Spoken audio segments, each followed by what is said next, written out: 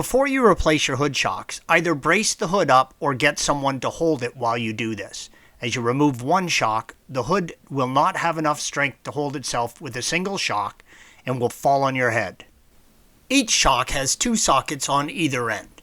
To remove the shock, carefully pry out the retaining clip with a small screwdriver. Insert photo. With the clip loosened, you can then pry the hood shock from the car.